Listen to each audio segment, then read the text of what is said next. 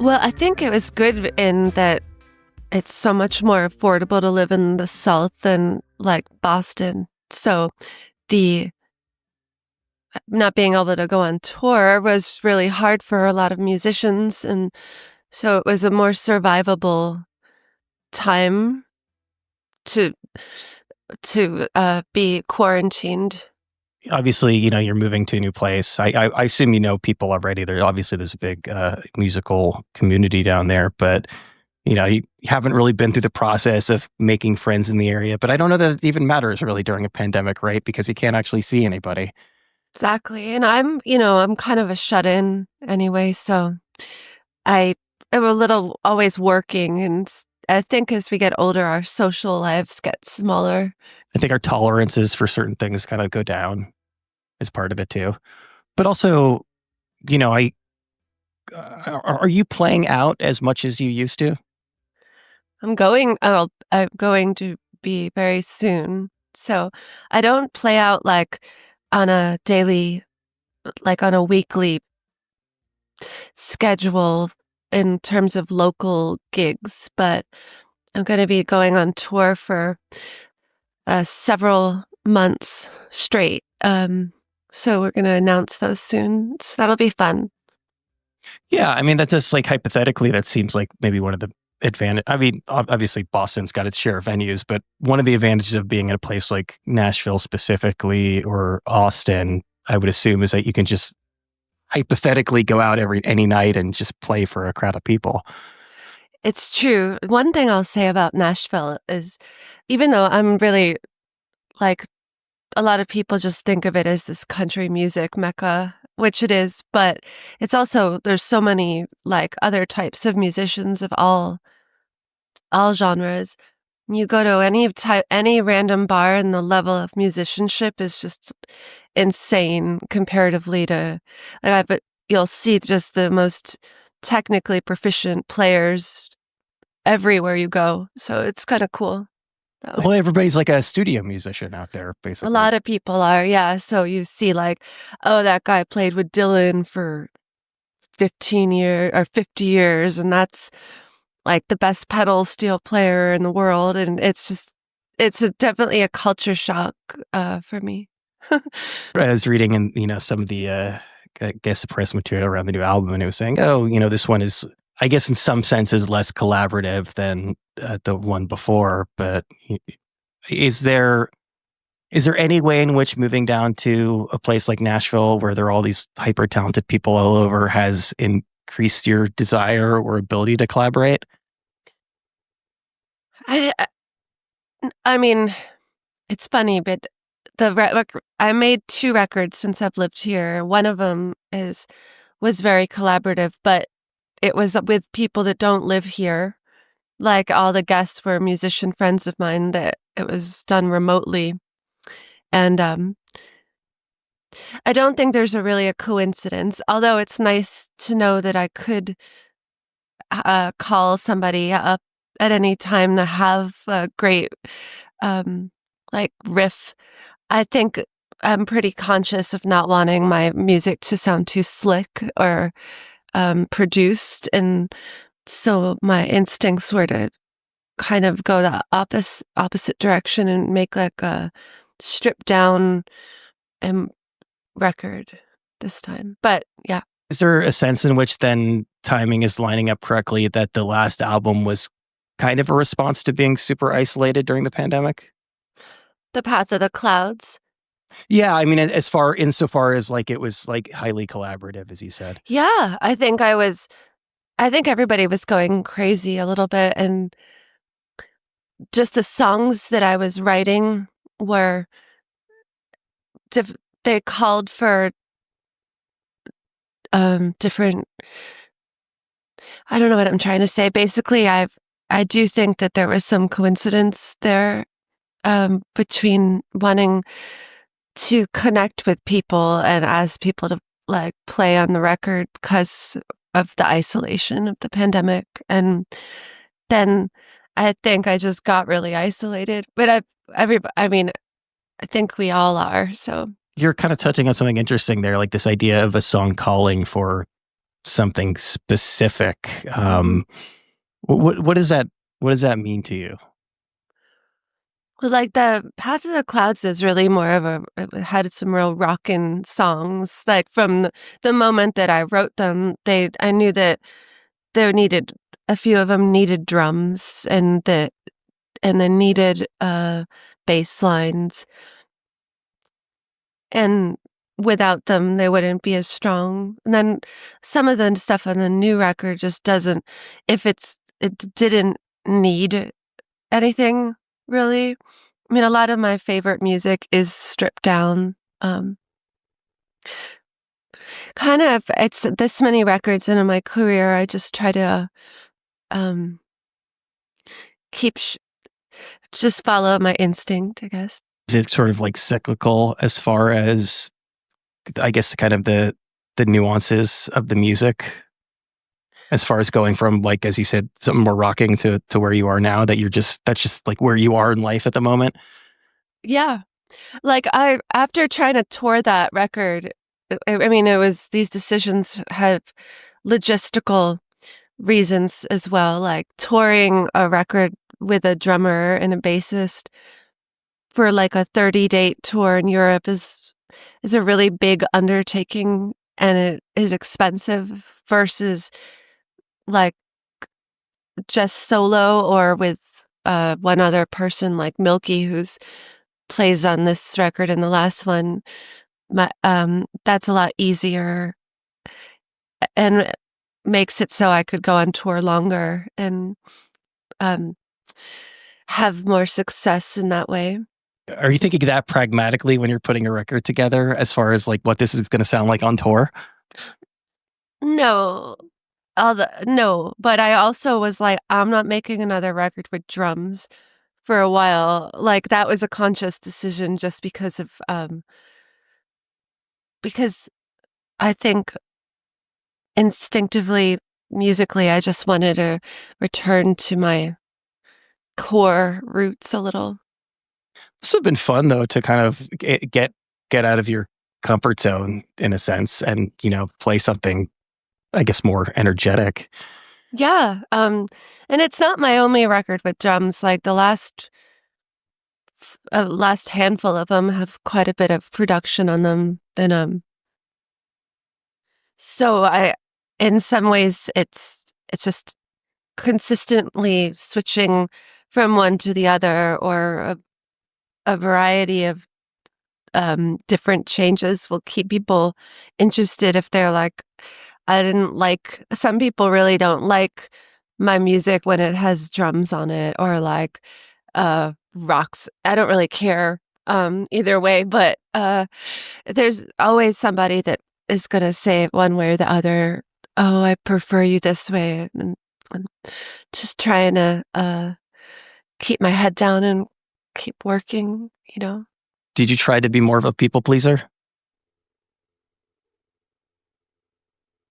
I guess, yeah. I mean, as I get older, I just realize that it's uh not not a thing that is possible. And like I used to care more about, yeah, wanting, like, I know that like you can't get across the board great, like not everybody's gonna love a record, that and not everybody is gonna have nice things to say. So the less I care, the better, because I'm a very sensitive person. So Just generally speaking, I assume that the less you care and the more you're just invested in making what you want to make, the better generally the product ends up being. yeah, I think so. You have to make art and music for the right reasons, and for the and then if you're, I'm not trying to impress anybody but myself, like, or kind of raise up to my own standard of the work. That's interesting, this idea of impressing yourself, of just being kind of, I guess, surprised at what comes out. Or just like knowing that I put the time, like knowing that I put the time in, or in the effort, because uh, not, it's not like I treat songwriting as a day job, but I also know when I'm not I know when I'm not working hard enough to make them as good as they can be. So Is it a situation where you're like out trying to enjoy yourself and you're kind of maybe beating yourself up a little bit for not there being working and focusing on this project? yeah, I mean, honestly, I'm most more often than not in this room working on something. I just That's my happy place is I'll be working on a drawing or painting or I do go out, but I mean only sometimes. So It's funny. I was thinking about putting time into projects as far as that relates to specifically stop motion, which is, I mean, the amount of patience it takes to do something like that. Although I don't know, just based on speaking to you right now, it seems like at least your personality is suited to just being kind of locking yourself away and working on that project. yeah, kind of. I'm definitely not an extrovert. I mean, I'm like a bit of a not a wallflower, but like uh, I'm more like a when Elliott Smith played at the Grammys with his white guitar for Good Will Hunting, that was a moment when I realized that you could be shy and awkward and still have a music career. So that was kind of a seminal moment for me and being like, oh, okay, you can be. But yeah, stop motion is one of these things I had to tell myself not to get too into because to be really great at it, you need to spend an enormous amount of time to get the it looking refined. So I did my all the colors of the dark video is fully stop motion photography and objects. This new video I just finished, I got an overhead projector, the old fashioned kind, and did a bunch of shadow puppetry for it, which was kind of fun. And It's uh, very old timey. yeah, I love that kind of thing. And I also did some liquid light show. Oh, like the gels? Yeah, so you can mix oil with water and oil-based inks and water-based inks, and just it creates a very psychedelic. Yeah, I was thinking like the Jefferson airplane or something with they would put the gels on there. Is that something that you've incorporated into your live show? Well, I've been spending all this time doing all these visuals for this record and so I am going to put together some kind of projection reel, but it has to be different footage because I'm not going to sing in front of a projection of myself, which would be kind of weird. I know plenty of people do that, but it probably would be more abstract and just, yeah. Based on previous albums, I know that you've worked on music videos and artwork and things like that, but do you feel that as you've continued to put out records that you've spent more time on that side of things? Yeah, I think it has a lot to do with the importance of the internet. When I put my first record out, there was only MySpace. I put my first record out in 2003, which is a long time ago. And so now the visuals are so important on Instagram, all these social media things, because people are very visual these days. And I'm lucky that I have that background in the arts it makes it fun for me. But if I'm going to have to make these posters and videos and all this stuff to promote the music, at least they should look good, I guess. When things went from CDs to MP3s, all the old heads specifically were complaining about this being the death of album art. But it seems like in an interesting way, things have kind of circled back around to that. Yeah, I think that they actually really have. The resurgence of vinyl and has been great for album artwork. And I think a good imagery really will rise to the top.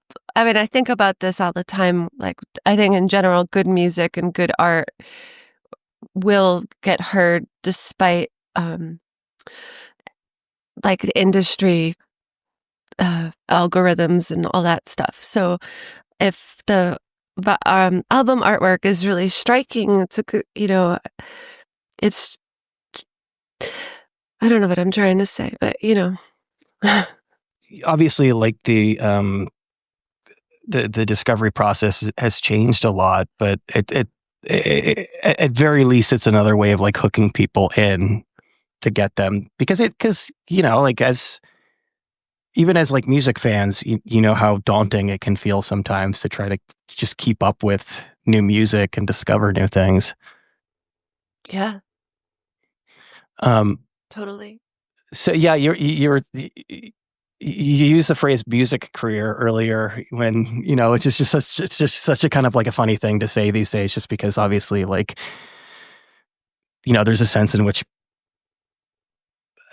people have to sort of cobble together and what defines a music career has changed a lot since Yeah. especially like 2003, right? That was kind of the tail end of that.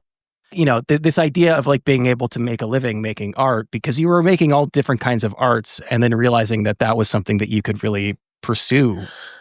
I mean, for better or worse, the whole time that the whole past 20 years, I've been making a living as an artist, but and it's not easy. I'll say that, but I've taught art, like I've taught as an art teacher on and off throughout this whole time when I'm not on tour, uh, like painting and drawing and things like that, because the tours really only like every time you put an album out, you go on tour. And then there's these years in between that you have to figure out something to do. It is a funny thing, like because I've been through this a lot. I also would consider myself an introvert, and for a very long time, it was hard for me to reconcile, like that I enjoy doing things like this. Um, and I assume that there was a point for you where you said like Elliott Smith was a breakthrough, and there's all these like stories of like musicians who have to play with their backs turned to the audience. But the two things that or two of the main things that you're doing are standing up in front of people and performing or teaching, which is also performative in a way. I know. I mean, the live aspect is definitely the hardest for me. I've always felt the most comfortable in the writing and recording, but people really love to see live music, and there is something special about like singing live. Though over the years, I've thought to myself many times, what a strange career choice for that I made for myself, being such not an extrovert. Like when I opened up for that band Ghost, which is a crazy tour.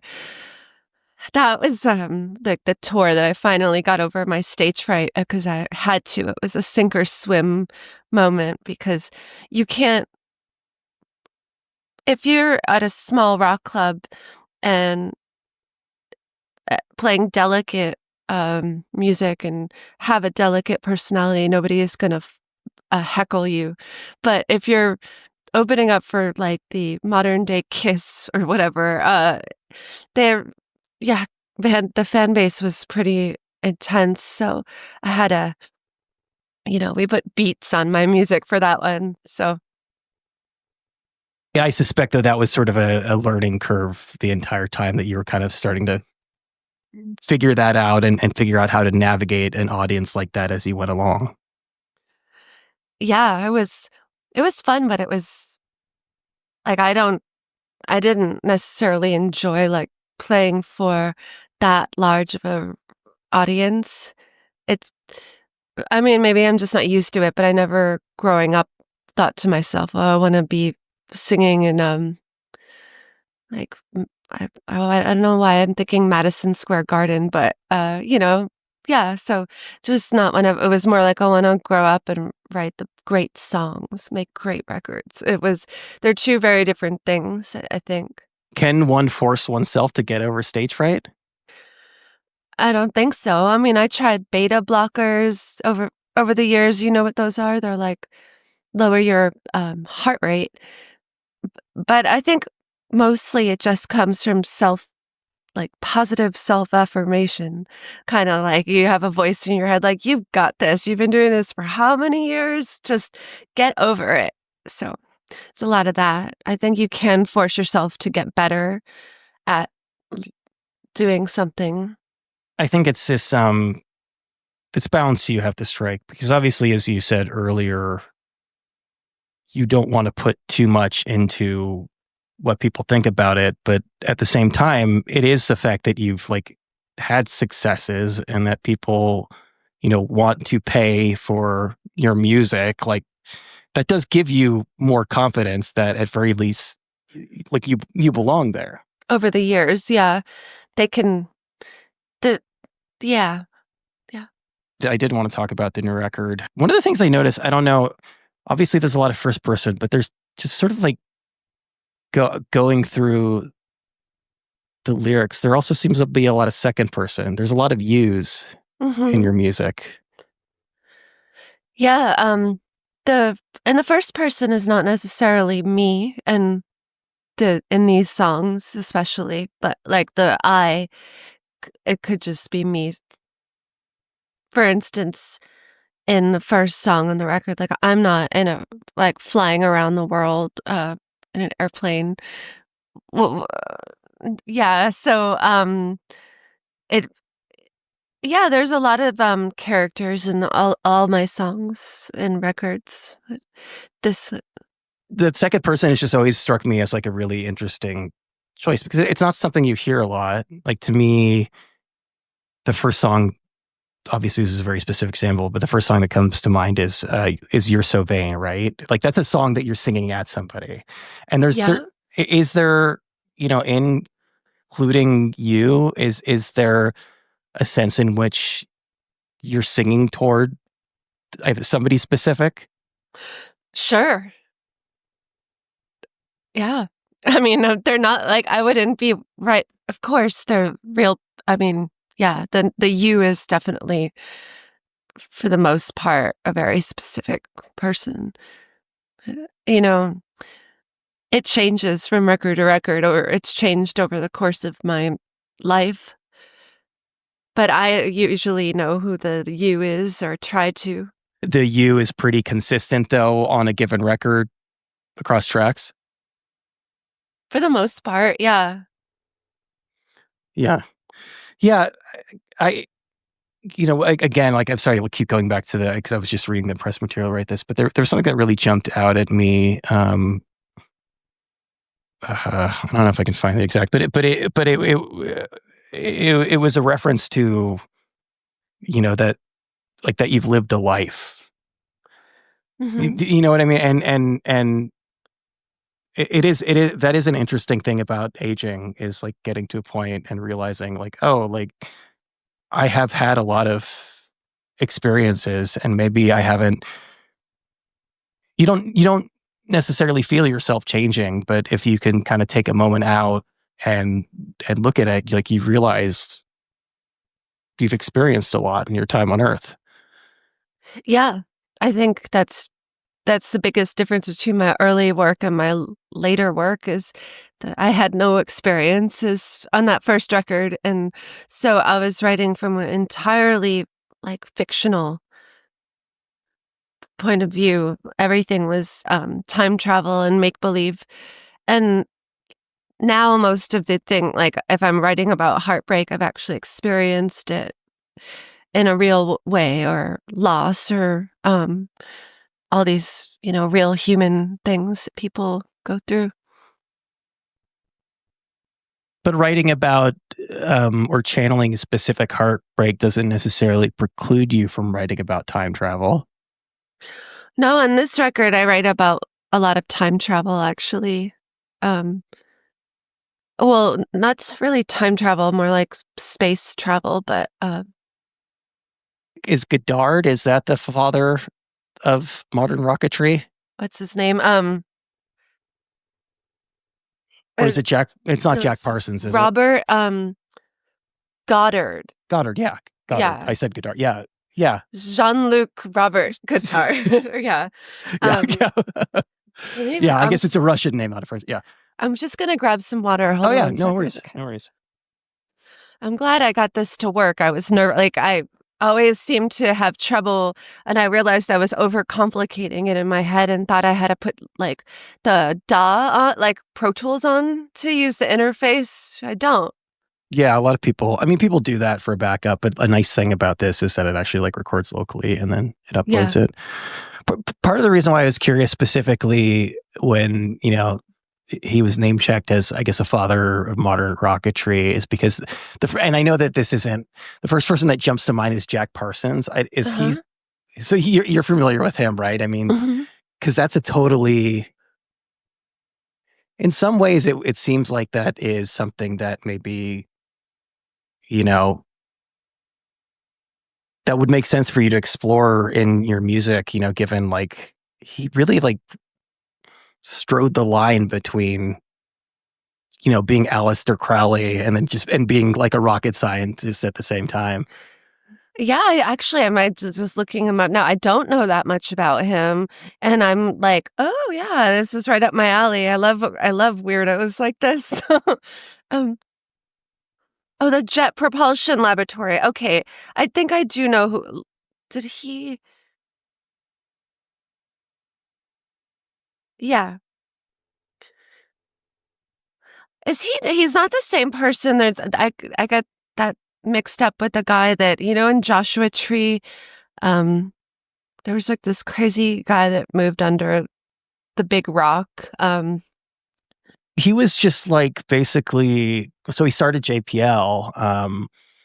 He was just like I just think he just did a lot of drugs and was really into the occult, but was also very smart. So Yeah.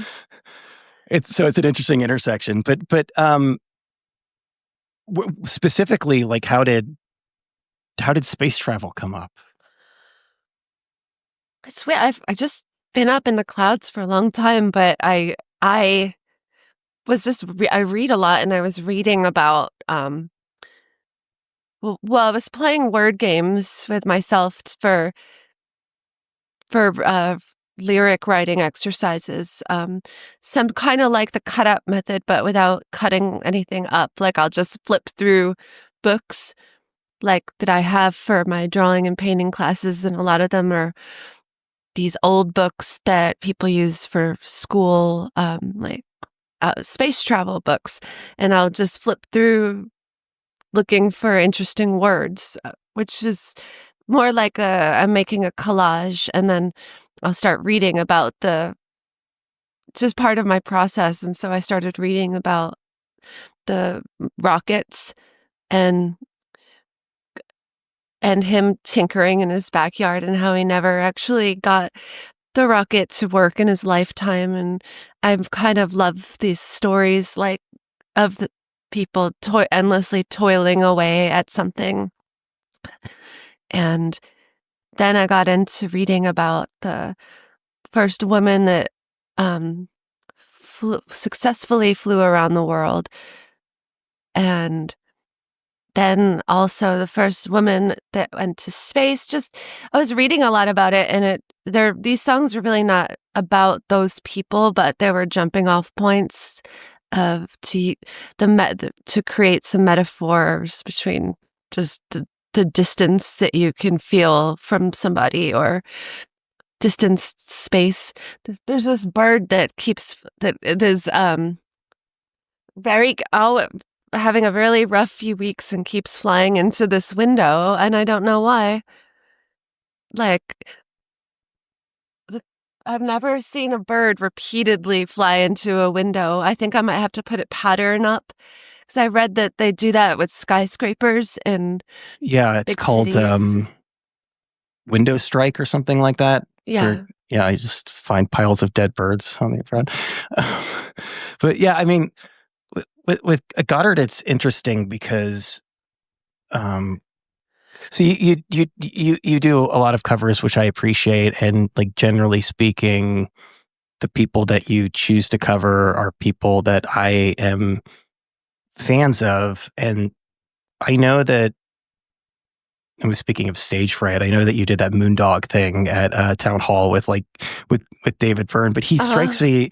Um, I don't know how much you knew about him before, but I assume like at very least you know quite a bit about him now. But kind of in a similar, kind of like a Jack Parsons character, or kind of like the uh, Goddard character.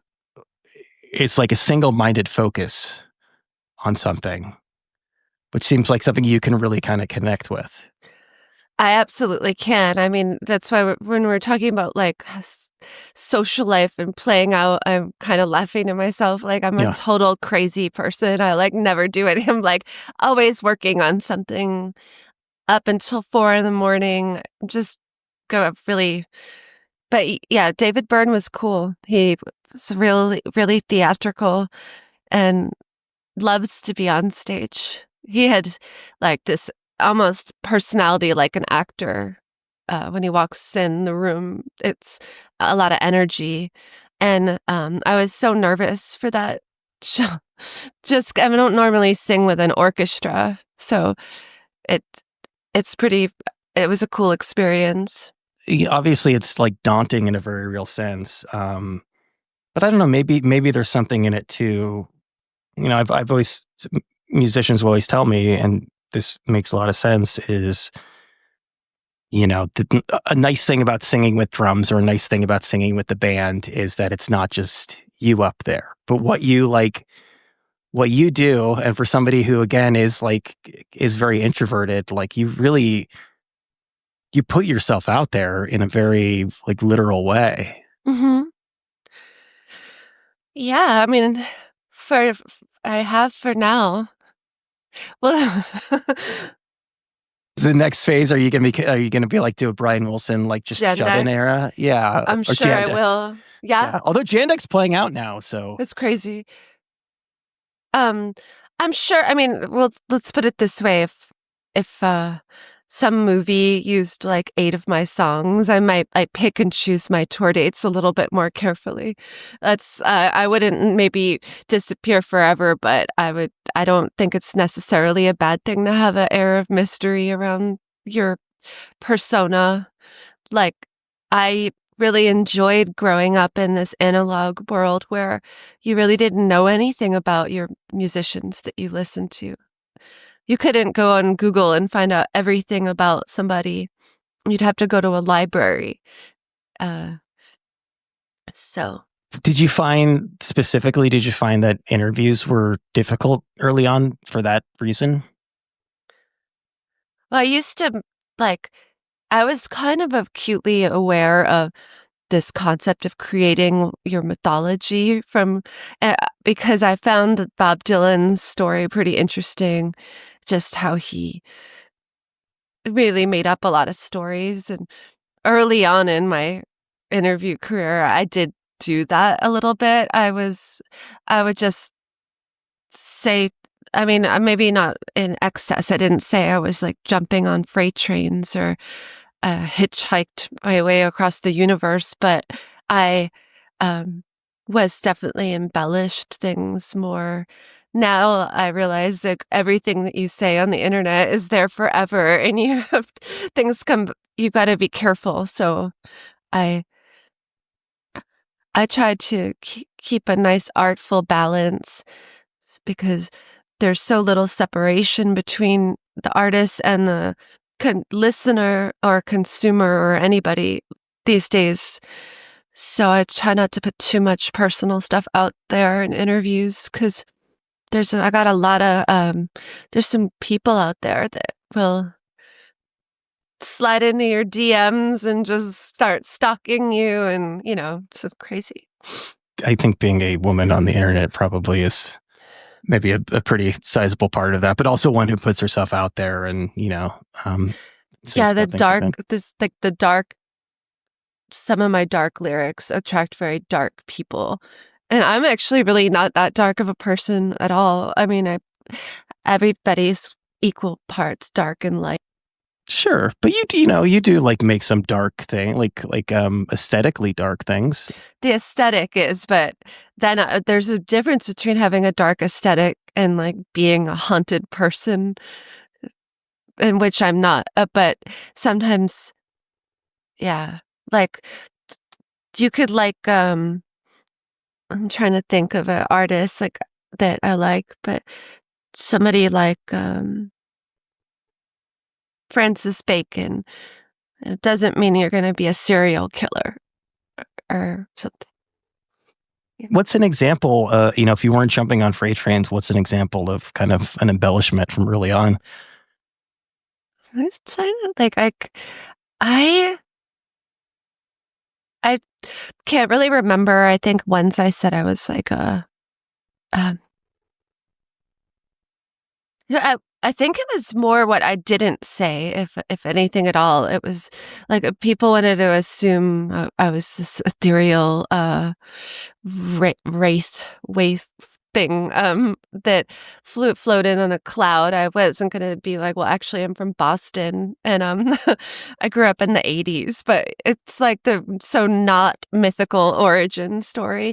I think I would say I was a good opera singer once, or something like that, but I haven't done that in a long time because I realized how permanent I never really thought the internet was going to be permanent. That everything would stay there forever. And see, now I want to like read a Stevie Nicks biography because I wonder if that's something that she struggled with. I'm sure she's interested. Like, I love Stevie Nicks, and I think that she might very well be just as like I've seen videos of her in her house where there's thousands of roses covering everything, and I think she is even in character when she's at home by herself. Maybe it's maybe Not it's a not character. character. Yeah. Maybe it's not there, but or just that she's wearing those capes all the time, I think. Tom Waits strikes me as somebody who probably just turned into a hobo over time because he was playing that music. He did. Well, have you listened to his early work?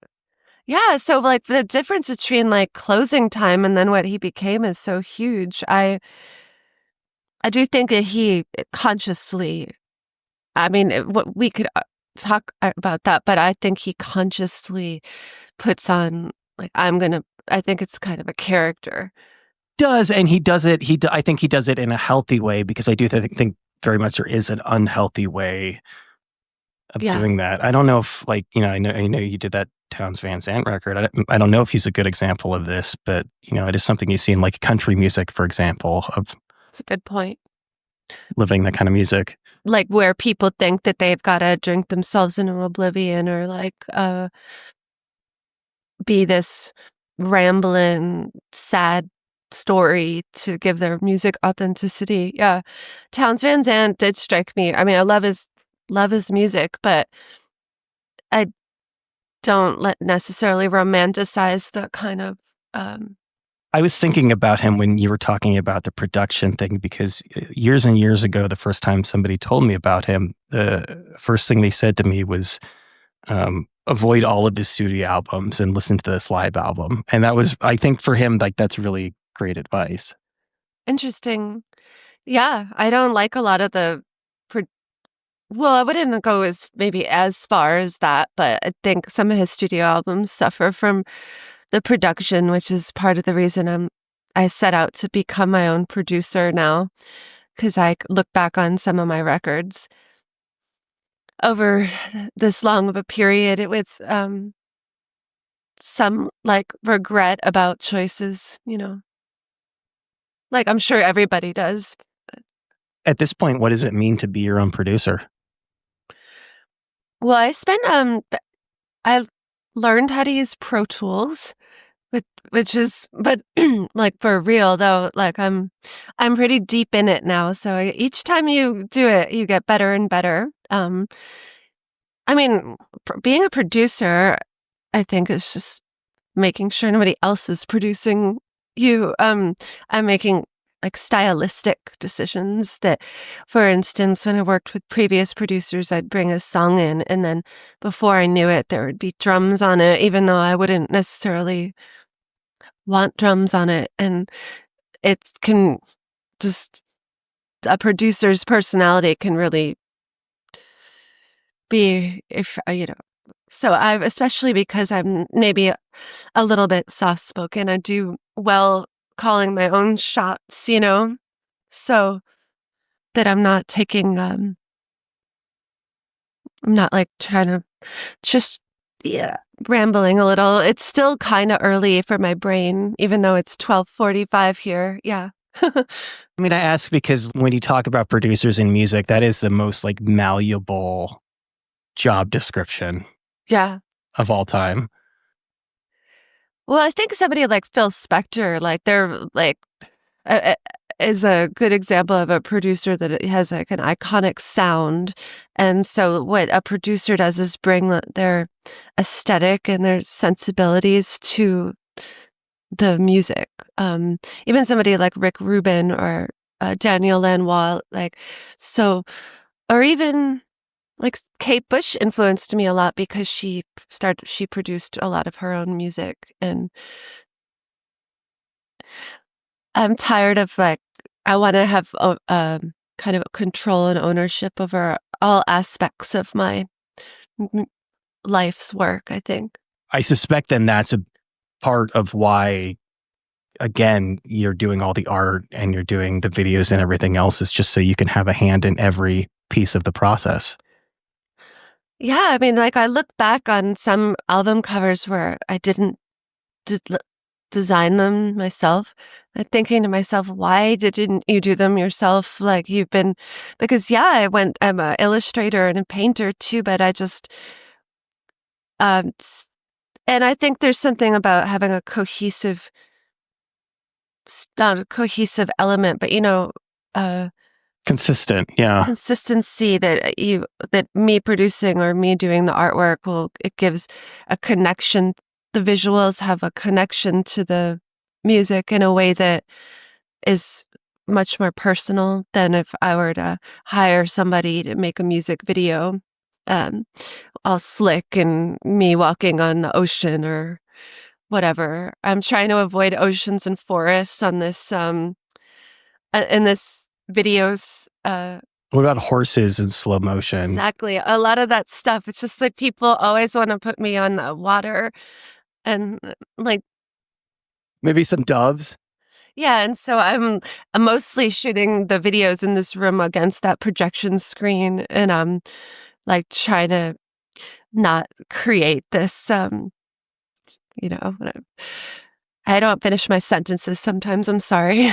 When you said you're spending all your time there, like literally you're doing every aspect of the process and you're able to, I guess because of technology, do it all in that room. Yeah, and don't worry, I do get I mean, I'm I'm sure you gonna have friends. I have one, no, I'm kidding. I'm going to visit some people soon, so just the work, especially if you're an independent musician, not on a major label, it is a lot of this, and I want it to look good, so I, am spending a lot of time here, but the wonders of modern technology.